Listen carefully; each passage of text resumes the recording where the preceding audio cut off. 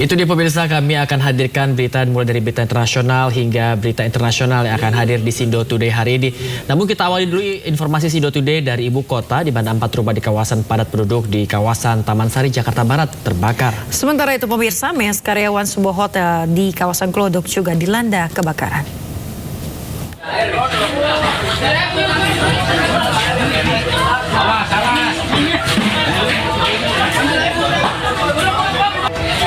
Kobaran api cepat membesar dan membakar 4 rumah yang berada di kawasan padat penduduk di Jalan Badila, Kelurahan Tangki, Kecamatan Taman Sari, Jakarta Barat, Selasa siang. Warga bahu-membahu berupaya memadamkan api dengan alat seadanya. Sementara petugas suku dinas penanggulangan kebakaran dan penyelamatan wilayah Jakarta Barat yang juga berada di lokasi dengan cepat melokalisir api agar kebakaran tidak meluas. Belum diketahui pasti apa penyebab kebakaran ini, namun warga sempat mendengar bunyi ledakan sebanyak 4 kali dari area dapur hingga menimbulkan api. Aku penasaran lah, lihat airnya keluar. Orang keluar, kok kayak bau gosong-gosong apa, penasaran. Akhirnya aku tanyain semua dong yang di sini. Ke Budia katanya enggak, si Mas katanya enggak lah. Terus aku lihat nengok ini, lihat rumahnya tuh api di dapur udah naik ke atas. Dari lantai bawah berarti Bu ya? Iya, apinya? iya.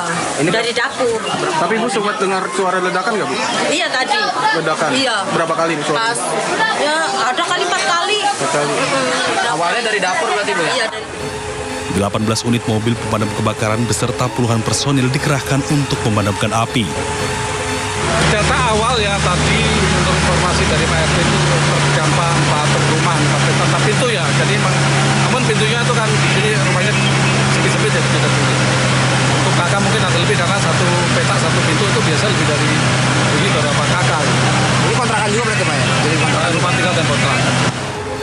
Tidak ada korban jiwa dalam peristiwa kebakaran ini, namun salah seorang warga mengalami luka akibat terjatuh dari lantai atas saat memadamkan api. Sedangkan kerugian ditaksir mencapai ratusan juta rupiah. Dari Jakarta, Rizky Faluvi, iNews melaporkan.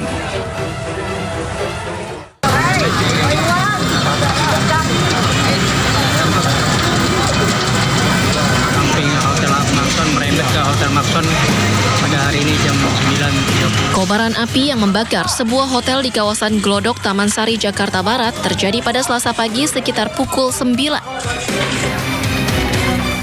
Berdasarkan informasi dari petugas, api berasal dari mes karyawan berlantai 2 yang berada di samping hotel. Api dapat dipadamkan 1 jam kemudian setelah 20 unit mobil pemadam kebakaran dikerahkan ke lokasi.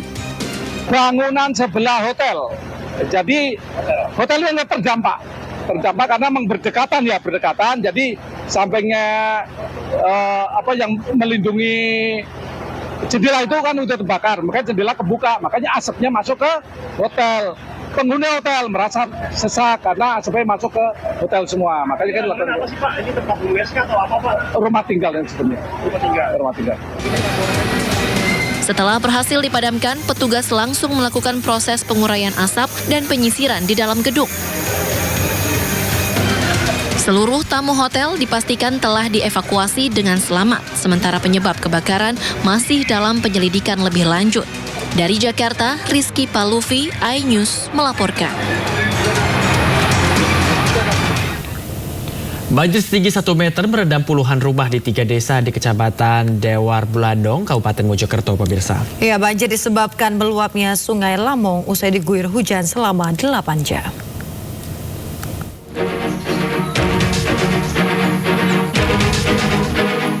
Banjir luapan Sungai Lamong ini merendam puluhan rumah dengan ketinggian hingga 1 meter lebih di Desa Pulerjo, Dewar Blandong, Kabupaten Mojokerto, Jawa Timur. Warga yang rumahnya terendam banjir berupaya menyelamatkan barang-barang ke tempat yang lebih tinggi agar tidak rusak. Warga mengaku air banjir mulai masuk ke pemukiman sejak Senin malam disebabkan meluapnya Sungai Lamong setelah diguyur hujan lebat selama 8 jam lebih. Ketinggian air sampai berapa Bu?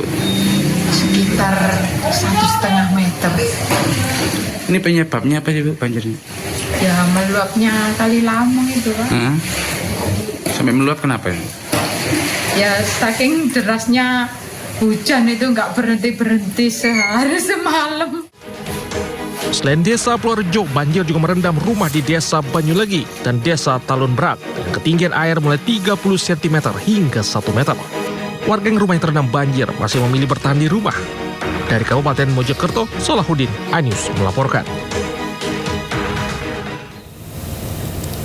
Ya, pemirsa, bocah 9 tahun hilang terseret arus selokan yang tiba-tiba membesar karena guyuran hujan deras di Jember, Jawa Timur. Kedua teman korban selamat usai berpegangan pada pipa.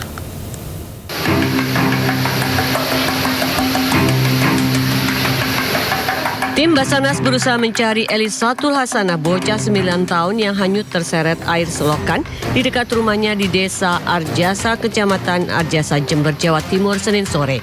Namun hingga hari mulai gelap, pencarian tak kunjung membuahkan hasil. Menurut warga, sebelumnya arus air masih kecil saat korban bersama dua rekannya, Desi dan Zahro, tengah bermain di pinggir selokan. Namun tiba-tiba arus air menjadi deras. Dua rekan korban bisa menyelamatkan diri dengan berpegangan pada pipa, sementara korban hanyut terseret arus. Korban dan ketiga temannya bermain di sini. Lalu tiba-tiba ada air dari sana datang, anak-anaknya terseret ke sana.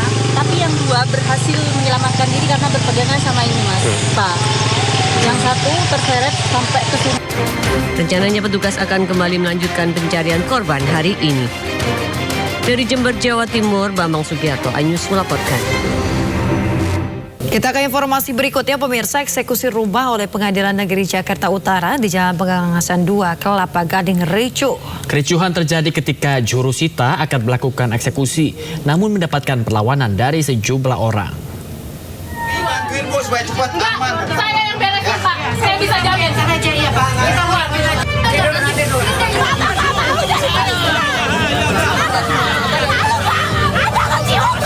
Jurusita Pengadilan Negeri Jakarta Utara yang dibantu petugas kepolisian terlibat kericuhan dengan penghuni bangunan di Jalan Pegangsaan 2, Kelapa Gading, Jakarta Utara. Petugas yang akan melakukan eksekusi lahan atas putusan Pengadilan Negeri Jakarta Utara mendapat hadangan sejumlah orang. Penghuni bangunan keluarga dari Abdul Hamid bersikeras tidak ingin pindah dari lahan tersebut karena mengklaim bahwa sudah membelinya dari salah satu keluarga ahli waris dan mendapatkan surat hak guna bangunan yang dikeluarkan dari BPN Jakarta Utara. Kita sudah berupaya negosiasi, kita sudah berupaya untuk udah ukur aja. Karena kemarin waktu saya ke PM, Bu Jurusita bilang, kenapa tidak damai? Kenapa tidak damai? Kita bilang, oke, damai, tapi kan damai pun ada dasarnya. Di mana? Di mana ukur ulang? Ya, diukur aja. Oke, tanah dia di mana, sisanya berapa? Tanah kita di mana, sisanya berapa? Gitu.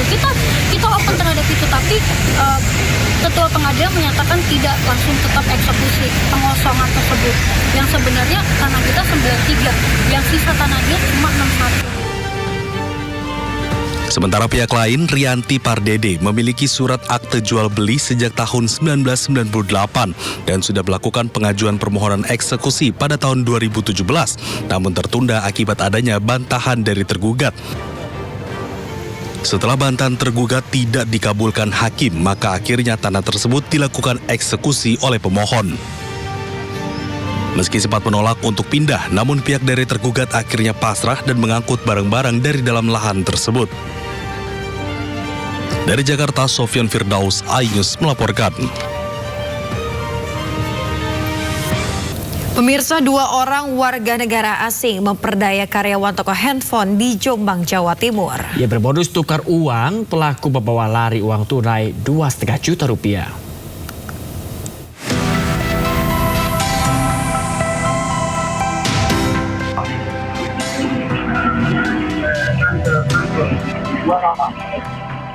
Dua pria warga negara asing tiba-tiba masuk ke sebuah konter penjual telepon genggam di Desa Pulolor, Jombang, Jawa Timur.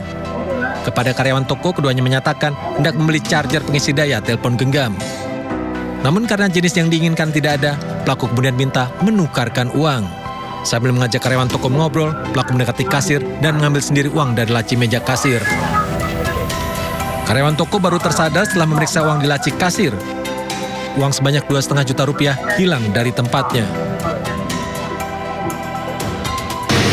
Uang rupiah Terus? Mau ditukarkan. Terus saya kasih uang 5.000-an itu nggak mau, langsung aja masuk ke loker. Dan itu ambil sendiri. Itu saat ngambil uang berapa Mas yang diambil? Total semuanya itu 2,5. Berapa? 2.500.000. Itu saat diambil itu sadar apa tidak Mas? Tidak. Gimana perasaannya?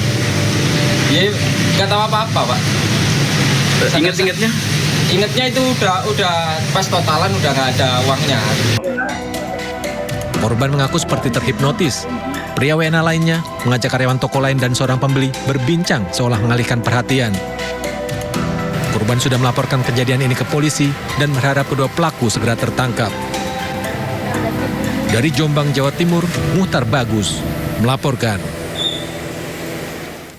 Pemirsa, tim dari Subdenpom 6 Mula Warman menggelar olah tempat kejadian perkara di Mapolres Tarakan. Ya, akibat penyerangan tersebut 6 anggota polisi terluka dan sejumlah fasilitas di Mapolres rusak. Pemirsa, pasca terjadinya insiden penyerangan yang dilakukan oknum TNI ke Mapolres Tarakan, pada Senin malam tim Subdenpom 6 Mula Warman menggelar olah TKP di Mapolres Tarakan. Sejumlah fasilitas di Polres Tarakan rusak akibat serangan yang terjadi. Sementara itu pemirsa, Kapolda Kalimantan Utara bertemu langsung Pangdam 6 Mula Warman. Kedua pihak berkomitmen akan melakukan langkah tegas terkait insiden yang menarik perhatian masyarakat, khususnya di Kota Tarakan, Kalimantan Utara. Kapolda Kaltara mengungkapkan pihaknya akan melakukan penyelidikan bersama Pangdam guna menyelesaikan permasalahan tersebut.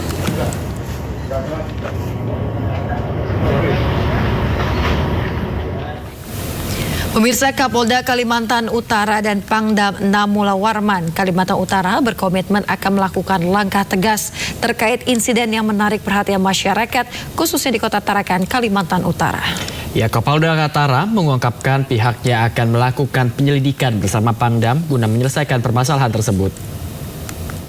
Yang jelas hari ini saya dengan Pak Pangdam ingin bersama-sama secara berjenjang menyelesaikan masalah ini secara jalurnya.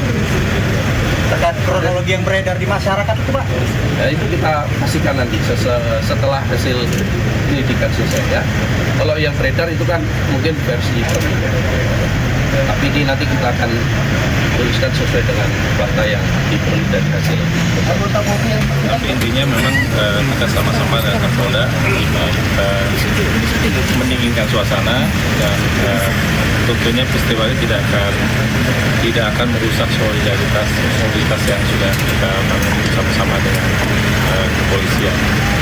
Sama halnya dengan Kapolda juga bahwa kami masih terus mendalami dan menyelidiki para oknum kemungkinan korupsi itu, dan tentunya nanti akan berhadapan dengan hukum yang berlaku di Jawa Timur. Sanksi terberatnya ada komitmen sanksi pasti ada. Pemirsa, ribuan pelajar demo menolak makan bergizi gratis. Mereka meminta dana MBG dialihkan untuk sekolah gratis di Papua. Ya, para pelajar juga menuntut seluruh sarana dan juga prasarana sekolah di Kabupaten Paniai diperbaiki sehingga mereka bisa belajar dengan aman.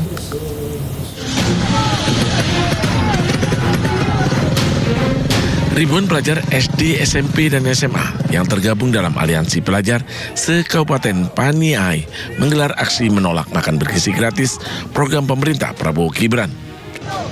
Demo dimulai dengan long march sejauh 4 km dari lapangan Karel Gobay menuju kantor Bupati Paniai di Madi. Dalam aksinya, ribuan pelajar menolak program makan bergizi gratis diterapkan di Kabupaten Paniai dan kabupaten lainnya di Provinsi Papua Tengah. Sebagai gantinya, para pelajar ini meminta agar anggaran untuk makan bergizi gratis dialihkan untuk pendidikan gratis di Papua Tengah. Selain itu, para pelajar menuntut agar seluruh sarana dan prasarana sekolah di Kabupaten Paniai diperbaiki sehingga mereka bisa belajar dengan aman di sekolah masing-masing. Long march penyampaian aspirasi belajar di kantor Bupati Paniai dikawal ketat oleh aparat keamanan. Dan itu menurut analisa saya, itu juga tidak aspirasi murni. karena mereka setelah diminta keterangan juga karena ada tekanan dari kelompok tertentu untuk ya seolah-olah menolak makan bergizi gratis. Pangdam Cendrawasih meminta jajarannya untuk tidak terpengaruh dengan demo dan tetap menjalankan program makan bergizi gratis di seluruh tanah Papua. Dari Papua Tengah, Freddy Nugroba melaporkan. Satu komando. Pemirsa, viral seorang kepala desa wanita melecehkan bingkisan dari Bupati Bogor setelah menghadiri penyambutan Bupati Bogor terpilih Rudi Susmanto dan wakilnya Ade Rohendi di pendopo Bupati pada 20 Februari lalu. Ya, gadis wanita ini mengatakan bahwa dirinya baru pertama kali menenteng makanan dan sangat geli membawanya. Assalamualaikum. Ini baru kali ini saya bawa apa? Bawa berkat. Ini bawa berkatnya. Inilah Kepala Desa Gunung Menyan Pamijahan, Wiwin Komalasari, yang mengatakan baru pertama kali menerima bingkisan nasi dengan alimat jomet Sunda, artinya nasi sedikit. Sangat geli membawanya. Jomet. Ibu bawa jomet ya? Wiwin mengaku ini hanya candaan sesama kepala desa. Tak ada maksud melecehkan isi bingkisan dari Bupati Bogor.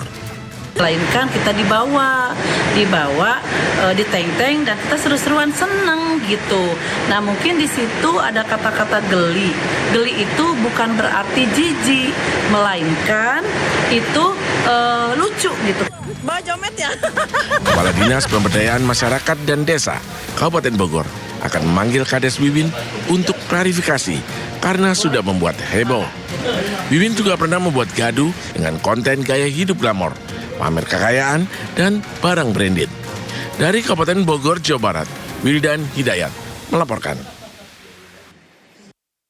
Ya, sangat disayangkan nampaknya Bayu dan juga pemirsa, seorang pemimpin daerah, kepala daerah tertentu harusnya bisa menjaga sikap dan maupun ucapan ya, terlebih ketika sudah menyebarluaskan di media sosial, karena pasti nanti tanggapan dari para warganet ini akan bermacam-macam. Pastinya, dan alangkah baiknya kalau kita ini bisa menempatkan diri untuk prihatin terlebih dahulu gitu kan.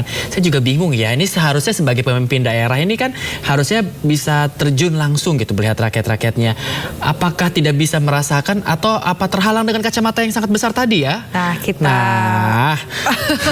Kejutan kasus dugaan suap vonis bebas Ronald Tanur, pemirsa, dengan terdakwa 3 hakim Pengadilan Negeri Surabaya kembali digelar di Pengadilan Tindak Pidana Korupsi Jakarta. Ya, dalam sidang kali ini Ronald Tanur yang berstatus terpidana dihadirkan sebagai saksi.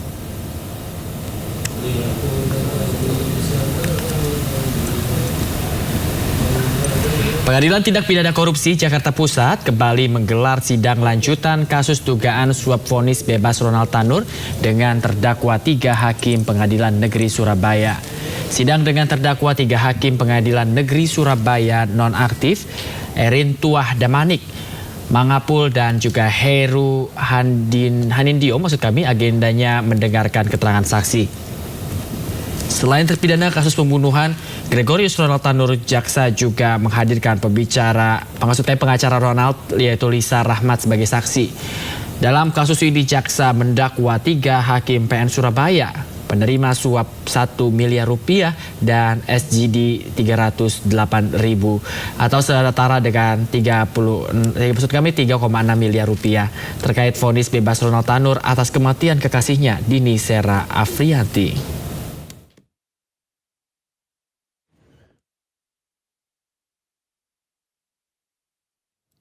Pemirsa, ini razia yang mana juga ini dilakukan atau terjadi, pemirsa, di razia operasi lintas jaya yang ada di Kramat Jati, Jakarta Timur, Bayu. Jadi ada yang protes antara petugas dinilai pilih kasih karena tidak menilang mobil anggota Dewan Perwakilan Rakyat yang terjaring razia.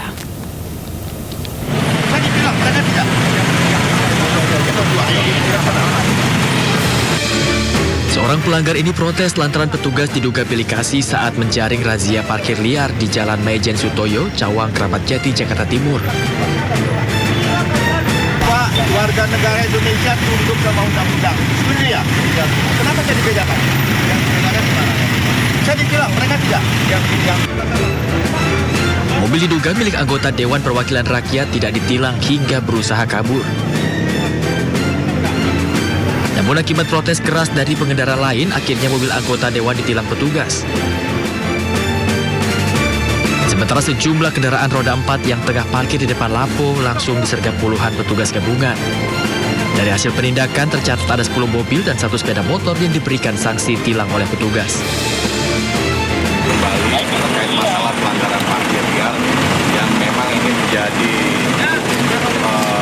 pangkal utama kita. HP dari rekan-rekan kepolisian sebanyak 10 untuk kendaraan roda 2 yang ditinggal pemiliknya kita angkut jari kendaraan 1. Pelanggar semuanya ditilang nggak? Untuk yang ada penumpang, ada pengemudi kita tilang semua ada surat. Untuk motor? Untuk motor aku jaring, nanti yang ada pengemudi kita tilang. Di kawasan ini banyak pengendara roda 4 parkir di bahu jalan hingga memicu terjadinya kemacetan lalu lintas. Petugas mengimbau kepada warga untuk tidak parkir sembarangan. Dari Jakarta, Rio Manik, iNews melaporkan.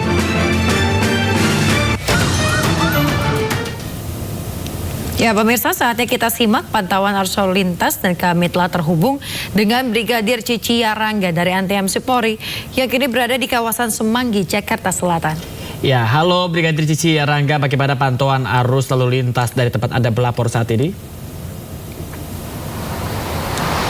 Ya, baik, terima kasih Bayu dan Yasmin. Pemirsa menemani aktivitas Anda pagi hari ini, mari kita update bersama perkembangan arus lalu lintas, di mana untuk kendaraan-kendaraan yang melintas pada umumnya di sekitaran kawasan Simpang Semanggi terbilang cukup ramai dan lancar dari berbagai arahnya.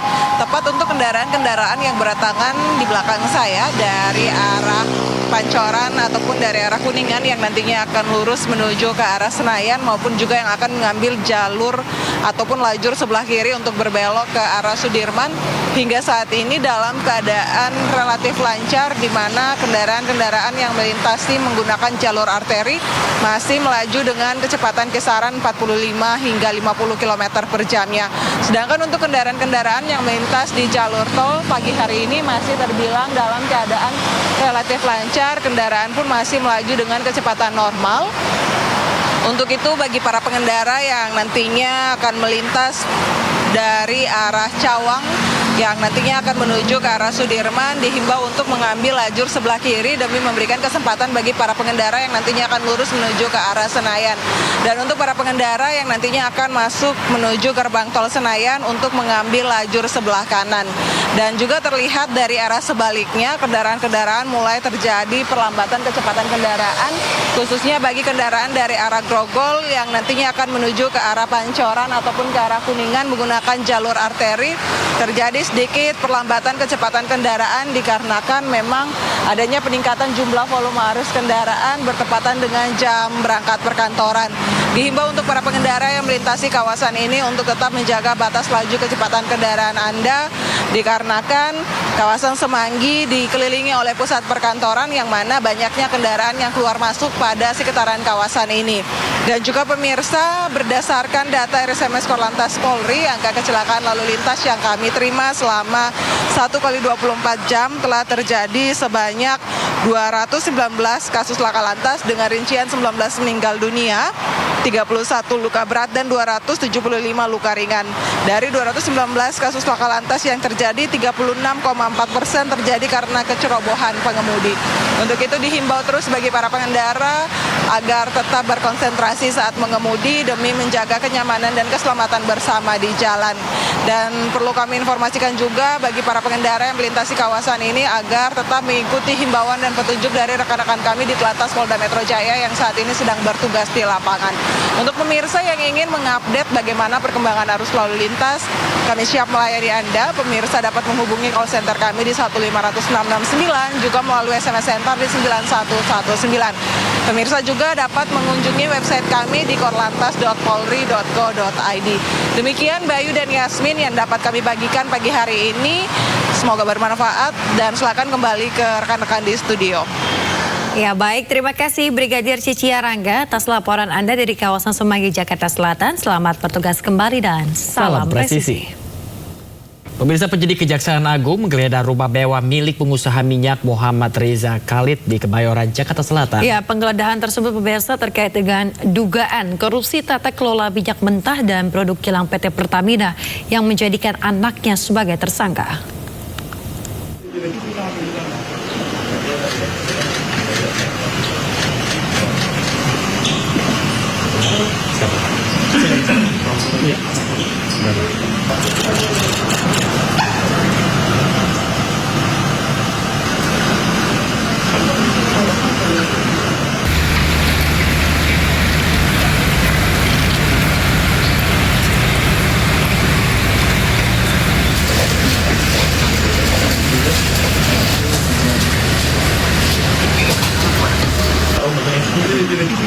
Pemirsa, penggeledahan di rumah yang berada di Jalan Jenggala 2 nomor 1 dilakukan sejak kemarin siang hingga malam.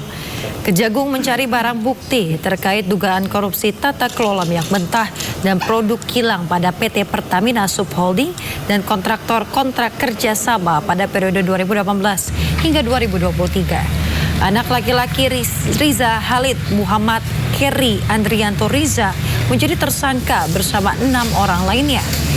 4 diantaranya merupakan para petinggi Pertamina. Selain di rumah ini, pemirsa, penggeledahan juga dilakukan di 6 tempat. Pada penyelidikan sebelumnya ditemukan uang total 400 juta rupiah dalam berbagai pecahan mata uang asing.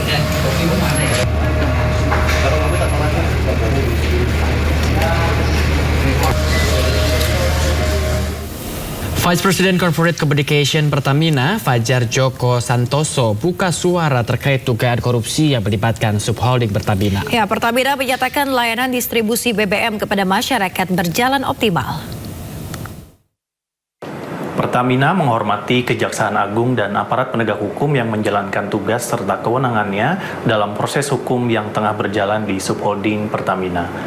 Pertamina juga siap bekerja sama dengan aparat berwenang dan berharap proses hukum dapat berjalan lancar dengan tetap mengedepankan asas hukum praduga tak bersalah.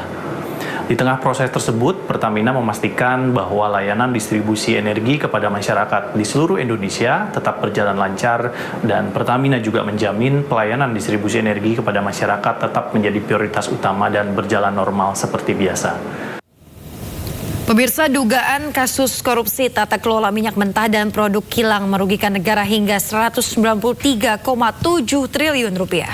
Ulah para tersangka yang mengoplos RON 90 Pertalite menjadi RON 92 Pertamax ini juga sangat merugikan masyarakat. Nah, pemirsa, lalu bagaimana tanggapan warga terkait korupsi yang terjadi di perusahaan plat merah ini? Mari kita simak, ini dia liputannya. Mobil memang saya biasanya ngisinya Pertamax karena itu lebih bagus katanya kadarnya. Tapi kalau misalnya kasusnya dari Pertamax yang saya beli ternyata isinya itu Pertalite, itu merugikan banget. Karena kan dari harga aja itu 12.900 kalau Pertamax ya. Kalau Pertalite 10.000. Nah, itu bisa dilihat kalau jarak saya biasanya dari Depok ke Jakarta itu ngisinya Pertamax, tapi tiba-tiba jadi Pertalite, itu yang pertama bisa ngerusak mesin saya. Karena saya biasanya memang ngisinya Pertamax. Terus yang kedua juga dari segi harga juga dibikinnya malah ke harganya Pertamax. Nah, itu menurut saya sih yang kayak gitu udah penipuan banget ya, karena saya tiap hari kerja menggunakan Pertamax itu nggak bagus loh untuk kayak gitu. Waduh, kalau dioplos kayak gitu berarti selama ini saya ngisi Pertamax ini dong rugi dong. Yang tadinya harga 10.000 ya Pertalite, kalau Pertamax 12.000 jadi rugi banyak. Dan apa ya, dari segi performa aja Pertamax kan lebih bagus ya setahu saya ya. Kalau diisi Pertalite jadi berkurang dong performa motor saya gitu. Pemirsa, Kejaksaan Agung menetapkan 7 orang tersangka dugaan kasus korupsi tata kelola minyak mentah dan produk kilang dalam PT Pertamina Persero Subholding dan K3KS tahun 2018 hingga 2023. 96 orang saksi termasuk 2 saksi ahli diperiksa untuk dimintai keterangan.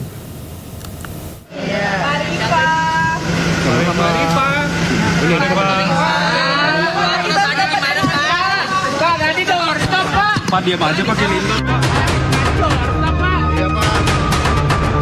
Kejaksaan Agung menetapkan 7 orang sebagai tersangka dalam dugaan tindak pidana korupsi tata kelola minyak mentah dan produk kilang dalam PT Pertamina Persero Subholding dan K3KS 2018 hingga 2023. Penetapan tersangka dilakukan setelah penyidikan Jampitsus memeriksa 96 saksi dan meminta keterangan 2 saksi ahli dalam perkara tersebut. Direktur Penyidikan Jaksa Agung Muda Tindak Pidana Khusus Kejaksaan Agung, Abdul Kohar menyebut dari 7 tersangka, 4 diantaranya merupakan pegawai Pertamina, sementara 3 lainnya dari pihak swasta.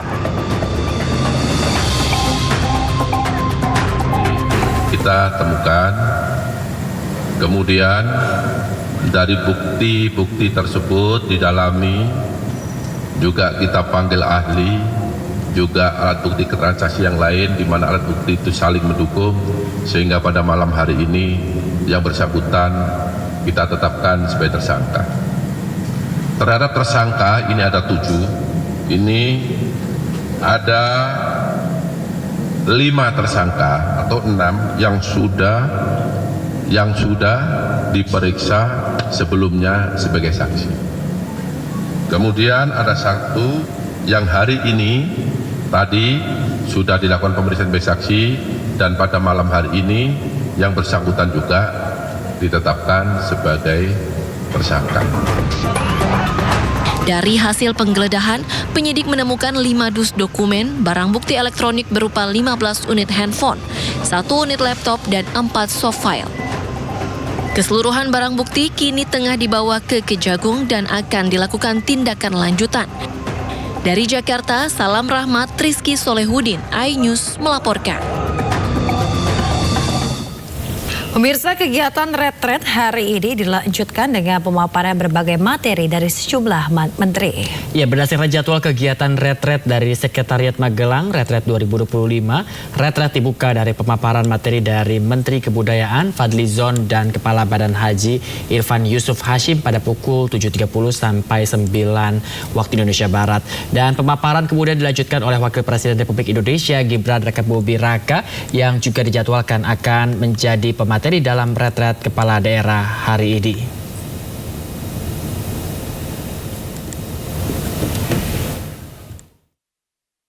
Untuk mengetahui update terkini terkait retret di Magelang, Jawa Tengah, sudah ada rekan kami Kevin Pakan di sana. Selamat pagi Kevin, apakah Wakil Presiden Republik Indonesia Gibran Rakabuming Raka sudah nampak hadir di Akmil Magelang? Ya, selamat pagi Bayu, Yasmin, dan juga pemirsa. Untuk saat ini Wakil Presiden Republik Indonesia Gibran Rakabuming Raka ini belum tiba di Akademi Militer Magelang, Jawa Tengah, tempat di mana para kepala daerah melakukan pembekalan. Karena memang berdasarkan jadwal yang kami terima, untuk Wapres ini akan tiba di tempat ini sekitar pukul 10 pagi. Maka sampai dengan saat ini kami memantau persiapan juga belum ada yang terlihat cukup signifikan. Namun berdasarkan pantauan kami pada semalam, ini anggota Pas Pampres terutama yang akan mengawal dari RI2 ini telah bersiaga di tempat ini dan melihat bagaimana situasi atau tempat yang akan digunakan atau ditempati oleh Presiden, maksud kami Wakil Presiden Gibran Rakabuming Raka. Dan untuk jadwal hari ini, Bayu, Yasmin, dan juga pemirsa, bahwa untuk nanti pada pukul 7:30 sampai dengan pukul 9 pagi nanti akan dilanjutkan dengan adanya pemaparan materi dari Menteri Kebudayaan Fadlizon dan juga dari adanya Kepala Badan Haji yang memang ini menjadi salah satu tugas dari Presiden yang mana nantinya akan membahas berkaitan dengan Asta Cita ke-8 dari Presiden Republik Indonesia Prabowo Subianto berkaitan dengan budaya dan juga keagamaan. Dan memang nantinya pada saat atau setelah pukul 9 pagi ini di area atau tempat Akmil ini akan dilakukan sterilisasi atau disterilkan begitu dari pihak-pihak yang sekiranya tidak berkepentingan. Maka nanti kami juga awak media ini masih terus melihat perkembangannya, apakah kami bisa masuk mengikuti ke dalam begitu, bagaimana dari Wakil Presiden Gibran Rakabuming Raka masuk dan memberikan pembekalan. Karena informasi terakhir, Yasmin, Bayu, dan juga pemirsa, bahwa kami hanya diperbolehkan di tempat saya berada saat ini, yang mana ini berada di lobi depan di Akademi Militer yang memang ini juga terbatas aksesnya untuk masuk ke dalam. Kemudian nanti ada juga sejumlah pemaparan dari menteri terkait dan juga adanya pemaparan dari Ketua Pakar Dewan Ekonomi Nasional Luhut Binsar Panjaitan yang juga rencananya akan memberikan pembekalan di tempat ini, dan nanti terakhir akan disampaikan berkaitan dengan pemaparan spiritualitas bagi para kepala daerah yang akan disampaikan oleh Menteri Agama Nazaruddin Umar. Dan untuk update terkini bahwa kami menanyakan berkaitan dengan jumlah kepala daerah ini juga dipastikan tetap sama seperti hari kemarin, yaitu 493 kepala daerah, yang mana itu berarti ada 10 kepala daerah yang tidak hadir. Tadi kami mengkonfirmasi kepada Wamendagri Bima Arya yang menyampaikan bahwa dari 10 ini nantinya akan mengikuti pembekalan di gelombang kedua, yang mana bersamaan dengan para kepala daerah yang sampai saat ini masih mengurus adanya terkait dengan perselisihan atau urusannya di Mahkamah Konstitusi. Dan nanti para kepala daerah di gelombang kedua ini rencananya akan dilaksanakan setelah Lebaran, namun masih belum adanya tanggal pasti atau kapan sekiranya para kepala daerah gelombang kedua akan dilaksanakan, dan teknis atau mekanisme seperti apa juga belum dapat dipastikan lebih lanjut. Namun demikian, nantinya tidaklah di Akademi Militer, bisa jadi ini hanya dilakukan di suatu hotel atau tempat yang memang nantinya akan menyesuaikan karena pesertanya lebih sedikit. Dan sampai saat ini juga untuk update kepala daerah yang sakit ini dipastikan sudah kembali ke Akmil dan dipastikan telah melakukan kegiatan dan bisa menjalankan kegiatan atau pembekalan di Akademi Militer Magelang pada saat ini. Yasmin dan Bayu. Baik, terima kasih banyak Kevin Pakan melaporkan langsung dari Akmil Magelang, Jawa Tengah. Selamat bertugas kembali Kevin, dan jaga kesehatan Anda Kevin. Pemirsa, retret kepala daerah di Magelang, Jawa Tengah memasuki hari ke-6. Ya, Wakil Presiden Gibran Rakabuming Raka dijadwalkan akan mengisi materi dalam retret hari ini. Kegiatan retret hari ini dilanjutkan dengan pemaparan berbagai materi dari sejumlah menteri. Berdasarkan jadwal kegiatan retret dari Sekretariat Magelang Maret 2025, retret dibuka dari pemaparan materi dan dari menteri. Atau maksud kami Menteri Kebudayaan pemirsa, yaitu Fadlizon, dan Kepala Badan Haji Irfan Yusuf Hashim pada pukul 7.30 hingga pukul 9. Pemaparan kemudian dilanjutkan oleh Wakil Presiden Republik Indonesia Gibran Rakabuming Raka yang juga dijadwalkan akan menjadi pemateri dalam retret kepala daerah hari ini di Magelang, Jawa Tengah pada pukul 9.30 hingga pukul 10.30. Selanjutnya pemaparan juga akan diberikan oleh sejumlah menteri lainnya hingga pukul 5 sore nanti.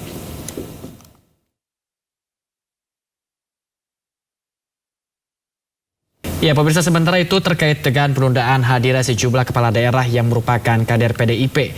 Juru bicara PDIP Ahmad Basarah menegaskan bahwa hubungan antara Megawati Soekarnoputri dan Presiden Prabowo Subianto ini baik-baik saja. Ya, namun Basarah menuding ada pihak yang tidak menginginkan hubungan Prabowo dan juga Megawati baik-baik saja.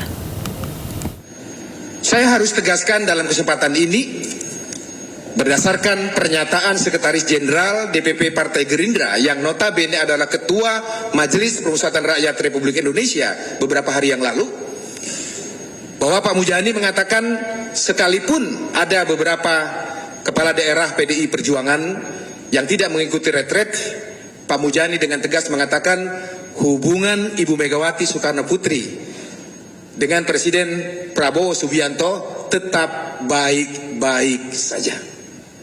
Dan pada malam hari ini, saya juga ingin menggarisbawahi dengan pernyataan sikap, pernyataan pandangan politik dan sikap PDI Perjuangan terkait retret kepala dan wakil kepala daerah yang tadi sudah saya bacakan.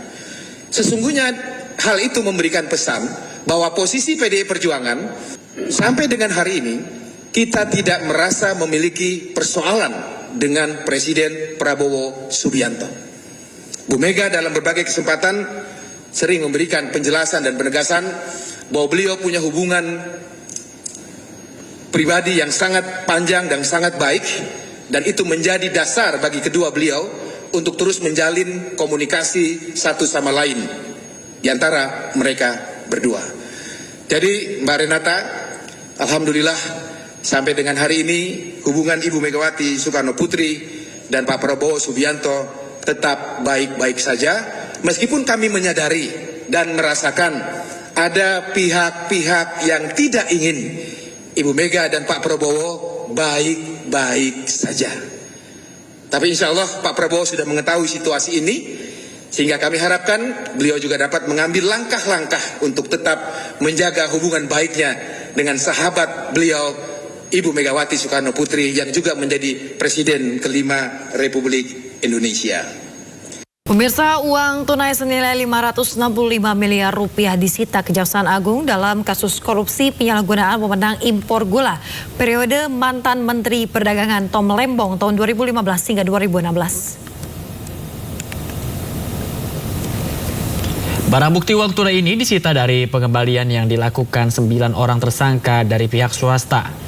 Dalam kasus ini Kejaksaan Agung telah menetapkan mantan Menteri Perdagangan Tom Lembong dan mantan Direktur PT Perusahaan Perdagangan Indonesia atau PPI berinisial CS sebagai tersangka dalam kasus korupsi penyalahgunaan wewenang impor gula.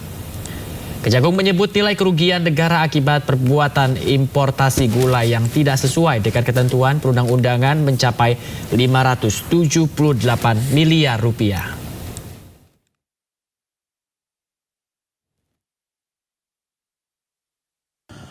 Tim penyidik pada Direktorat Penyidikan Jaksa Agung Muda Tindak Pidana Khusus Kejaksaan Republik Indonesia telah melakukan penyitaan uang sebanyak 565 miliar 339 juta 71.925 rupiah, 25 sen.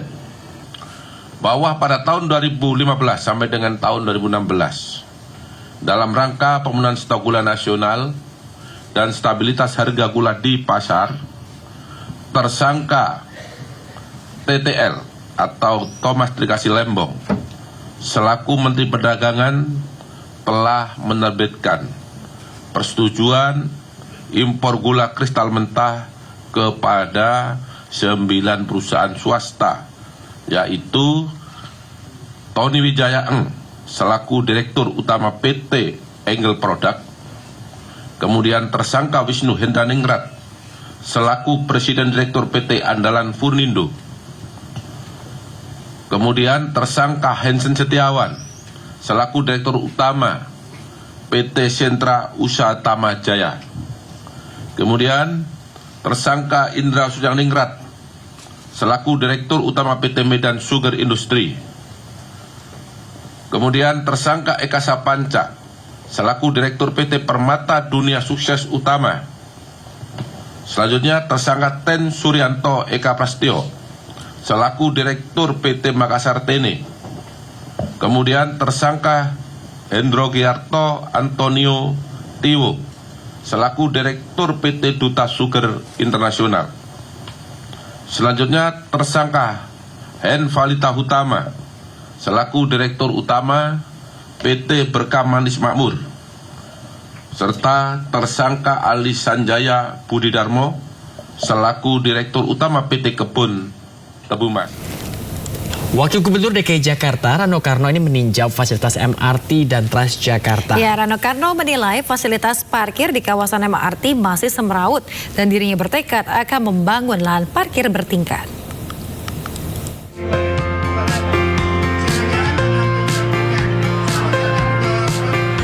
Memasuki hari kelima menjabat sebagai Wakil Gubernur DKI Jakarta, Rano Karno berjanji akan mempercepat pembangunan dan meningkatkan pelayanan transportasi publik di Jakarta. Hal ini disampaikannya saat meninjau fasilitas MRT Lebak Bulus hingga Bundaran HI dan halte Transjakarta Bundaran HI Selasa pagi. Tinjauan ini bertujuan untuk mengetahui secara langsung kendala dan permasalahan dari moda transportasi DKI Jakarta yang masih harus dibenahi. Rano Karno menyoroti lahan parkir di kawasan stasiun MRT kawasan selatan masih perlu ditingkatkan. Menurutnya, kondisi lahan parkir khususnya motor masih semrawut. Kita ada lahan yang sekarang jadi tempat parkir motor. Itu masih agak semrawut. Karena apa? masih tanah. Saya tanya kapan itu diperbaiki. Insya Allah bulan Mei ini itu akan menjadikan satu area parkir yang cukup baik. Misalnya seperti itu. Tapi juga ada perencanaan lain. Misalnya kita akan bikin area parkir 7 tingkat ya. Rencana 7 tingkat di daerah itu. Untuk apa? Bisa menangkap daya tampung masyarakat yang ada di selatan. Mudah-mudahan saudara kita yang di Tangsel dari Tangerang masuk Jakarta nggak perlu pakai kendaraan pribadi, cukup parkir di sana, dia bisa naik MRT sampai kemana dia mau. Misalnya. Rano Karno juga mengaku dirinya akan rutin menggunakan transportasi umum saat berangkat kerja. Pria yang akrab disapa Sidul ini mengatakan akan naik MRT Jakarta dari rumahnya di kawasan Lebak Bulus sampai Bundaran HI. Kemudian kendaraan dinasnya cukup menjemput dari Bundaran HI sampai ke Balai Kota Jakarta. Dari Jakarta, Hadisti Arifa, Damar Wicaksono, iNews melaporkan. Kita ke informasi berikutnya, pemirsa. Menteri Desa dan Pembangunan Daerah Tertinggal Yandri Susanto terbukti cawe-cawe untuk memenangkan istrinya di Pilkada Kabupaten Serang dengan mengerahkan dukungan kepala desa. Ya, Mahkamah Konstitusi memerintahkan KPU melakukan pemungutan suara ulang di seluruh TPS.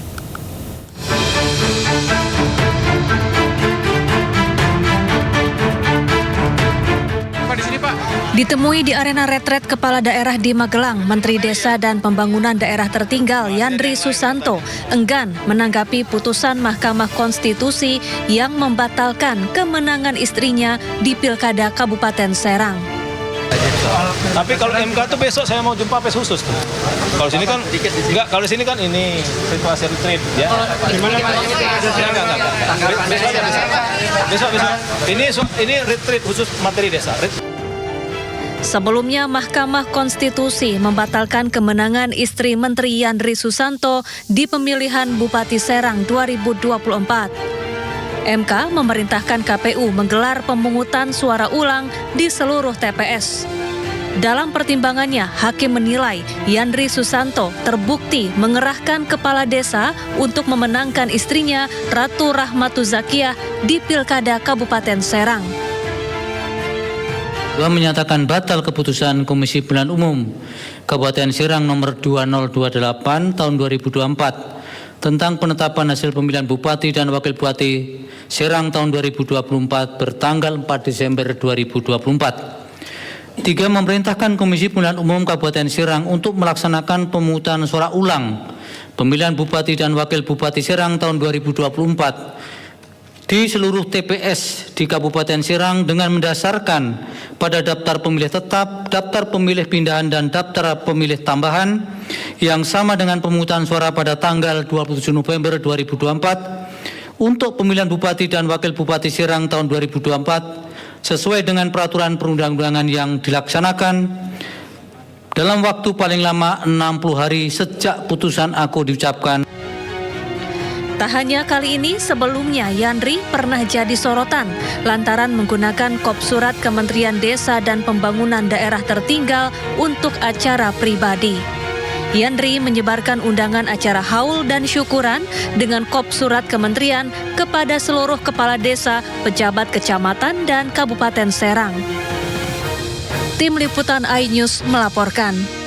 Presiden Republik Indonesia Prabowo Subianto dan Wakil Presiden Gibran Rakabuming Raka menghadiri dalam Kongres 6 Partai Demokrat di Jakarta.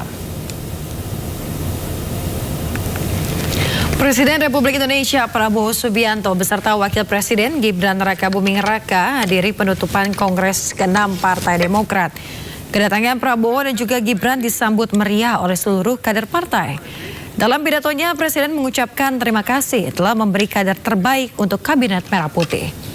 Selain itu, pemirsa, Prabowo Subianto juga menyebut di era kepemimpinannya, Prabowo menegaskan tidak ada mantan presiden yang melakukan cawe-cawe. Minta dicawe-cawe. Ahaye, Partai Demokrat, saya ucapkan terima kasih memberi menteri-menteri dan wamen-wamen dari Partai Demokrat yang hebat. Ini jangan ada pikiran cawe-cawe lah apa, nggak ada. Saya minta dicawe-cawe. Saya Saya datang ke Pak SBY minta masukan. Benar Pak SBY? Bapak tidak pernah titip-titip apa-apa ke saya. Tidak pernah. Saya datang. Ada yang mengatakan Pak Jokowi. Nggak ada, saya datang ke Pak Jokowi. Saya berhasil menjadi negara makmur, saudara-saudara sekalian.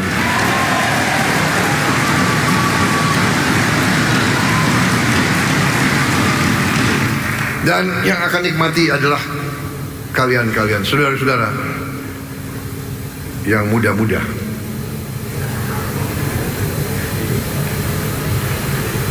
Yang melihat Indonesia gelap itu siapa?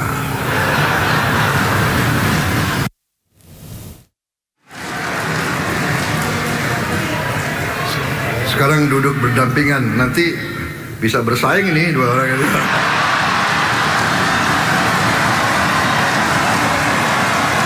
Gak apa-apa.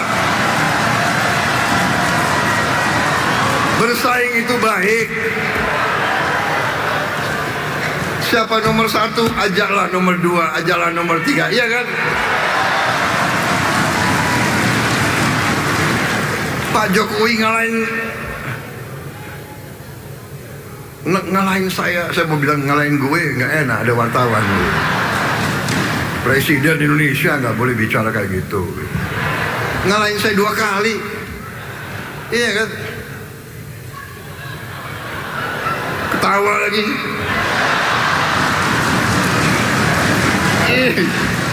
Ini orang Indonesia ini senang melihat orang susah.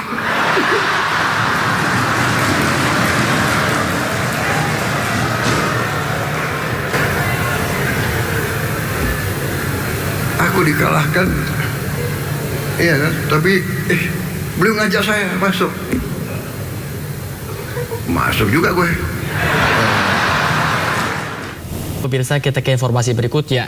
Viral di media sosial, warga desa Rinabolak, Onan Ringgu, Samosir, Sumatera Utara beraktivitas di tengah jalan rusak parah. Ya, warga berharap pemerintah segera melakukan perbaikan.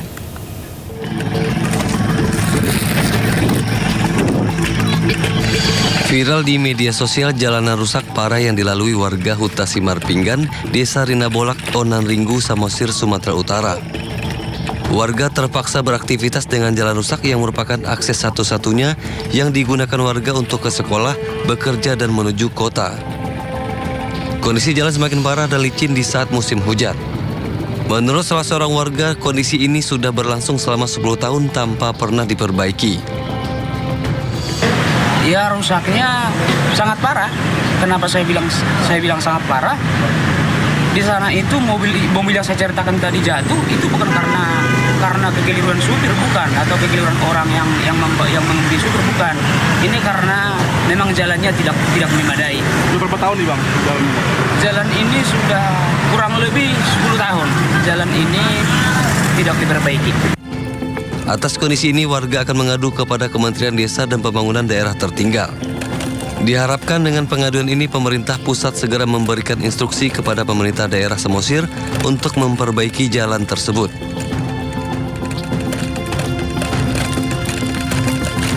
Pemirsa, jelang Ramadan sejumlah harga komoditas pangan di Pasar Gembrong Lama, Jakarta Pusat mengalami kenaikan. Ya, pedagang ungkapkan kenaikan signifikan sudah terjadi sejak beberapa hari.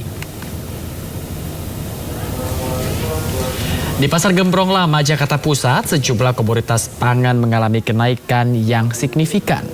Komoditas cabai rawit merah mencapai 100.000 per kilogram.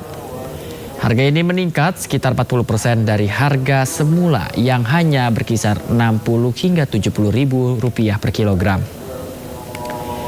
Kenaikan disusul oleh bawang merah mencapai 50.000 rupiah per kilogram dan cabai keriting 60.000 rupiah per kilogram.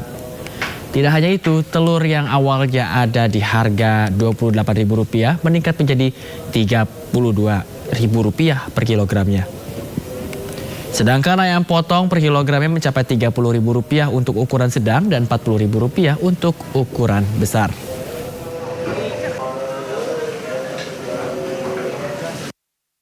Pemirsa, beberapa hari menjelang bulan suci Ramadan, sejumlah harga kebutuhan pokok mengalami peningkatan di sejumlah daerah. Salah satunya di Pasar Gembrong Lama, Jakarta Pusat. Ini ada harga cabai rawit merah yang kian pedas. Ini harganya, saya akan tunjukkan pemirsa, harganya ada di harga Rp100.000 per kilogram. Tentu ini meningkat kisaran 40% dari awalnya ada di harga Rp60 hingga Rp70.000 per kilogram. Sementara itu kita beralih ke sisi sebelahnya, ini ada cabai keriting merah yang sekarang ada di harga Rp60.000 per kilogram. Ini meningkat dari harga awal yakni Rp50.000 per kilogram. Kemudian saya juga akan tunjukkan kepada Anda pemirsa bawang merah. Ini bawang merah yang awalnya ada di harga Rp45.000 kini meningkat menjadi Rp55.000 per kilogramnya. Dan untuk kenaikan sejumlah bahan pokok ini memang terjadi sejak beberapa hari ke belakang begitu ya. Pedagang ungkapkan kenaikan terjadi karena permintaan terus meningkat sementara bahan baku atau stok ini menipis, dan juga tadi disebutkan oleh pedagang faktor cuaca juga menjadi berpengaruh begitu ya. Selain harga sayur mayur, harga telur juga mengalami kenaikan, yakni ada di harga Rp32.000 per kilogram dari awalnya ada di harga Rp28.000. Ayam potong juga mengalami kenaikan, ini ada di harga Rp30.000 untuk ukuran sedang dan Rp40.000 untuk ukuran besar. Dan tadi kalau misalnya wawancarai para pembeli, ini mereka tetap membeli sejumlah harga bahan pokok ini begitu ya, namun memang mengurangi kuantitas dari pembeliannya. Dan pedagang tadi ungkapkan bahwa kenaikan ini semoga dapat berangsur-angsur kembali normal sehingga konsumsi dari masyarakat ataupun konsumen ini tetap stabil. Dari Jakarta, Dilami Aulia, Indra Okta, iNews melaporkan. Ya pemirsa, laga lanjutan Liga Futsal Profesional 2024-2025 yang digelar di Istora Papua Bangkit Jayapura, Papua menyuguhkan pertandingan seru dan juga menarik. Ya, sebanyak 33 gol tercipta dalam 5 laga seru yang terjadi pada pekan ke-7 ini.